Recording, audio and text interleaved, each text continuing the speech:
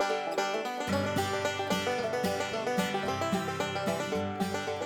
Stampers, Jackie Bolhuis from Klompen Stampers coming to you from Zeeland, Michigan.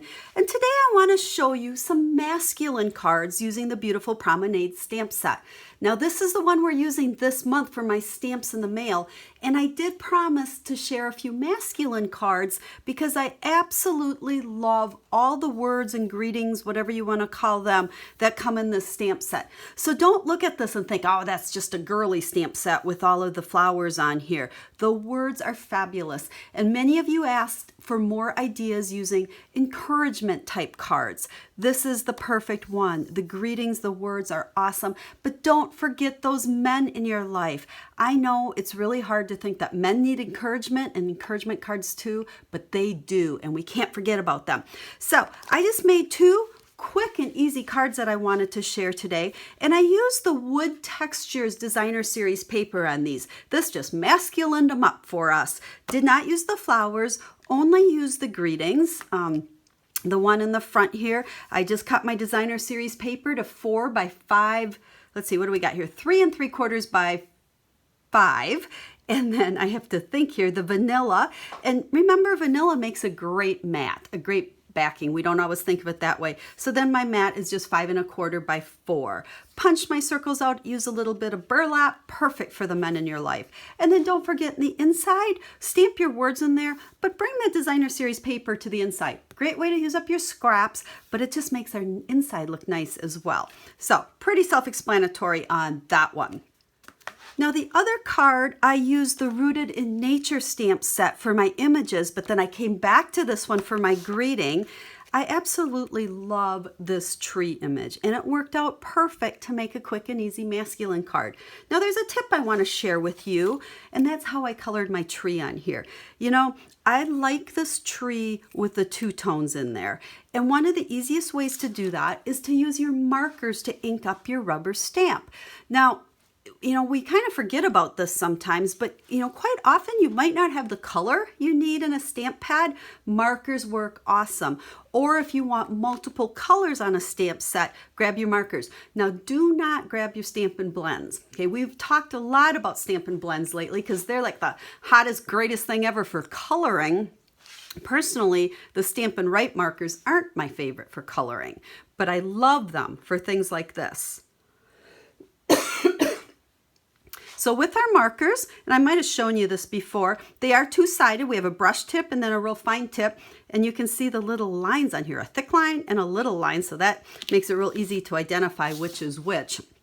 So I'm going to use my brush tip, and I'm going to take that, and I'm going to just color directly onto my stamp here, and we're going to, you can kind of see the trunk coming down here.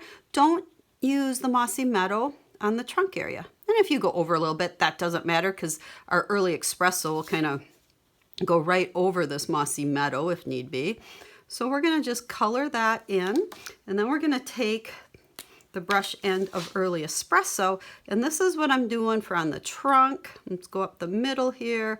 And then this stamp, when you look at it, you'll see there's little areas where the branches kind of go through. And I like to just look at my set. You can see over here, we've got some branches, and I just kind of dab in some brown there. It's kind of hard to see, but there really is no perfect spot. I mean, just get some brown in there and it's going to look awesome.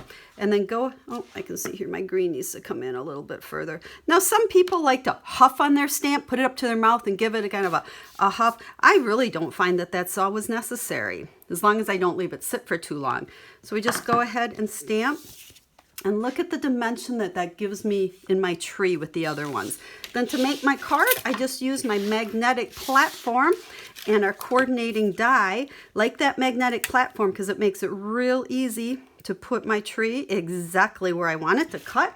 Boy, what would we do without all these coordinating framelits? Run it through the Big Shot. And then I just stuck it on my card here with dimensionals. My greeting here, I'm here for you, friend. I wanted to just keep this very, very simple. Pop that up in dimensionals. And once again, on the inside, a piece of that scrap Designer Series paper, I stamped 2 more trees. So here I re-inked it again.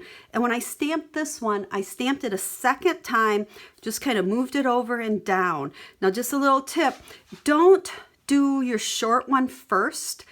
stamp this dark and then move it up to stamp it, you're not going to get a good image. The bottom part of this will be kind of funky because where it came off the card. But you're always safe to stamp that second time as long as more of the stamp is off the paper than the first one. Again, added the greeting. Both greetings that I used on this, once again, were from Beautiful Promenade. So those are the two masculine, quick and easy cards using the words from Beautiful Promenade that really seems like a very feminine set, but the greetings are awesome. So don't forget those men in your life. I hope you like these quick and easy projects. Make sure to subscribe to my YouTube channel and share it with your friends. I have a lot more quick and easy projects coming up. And now that we're into the holiday catalog, if you haven't received it yet and you don't have a Stampin' Up! Demonstrator, let me know. I would be happy to send you a catalog, answer any questions I can, and help you in any way that I can. So until we get to stamp together again, have a stamp happy day.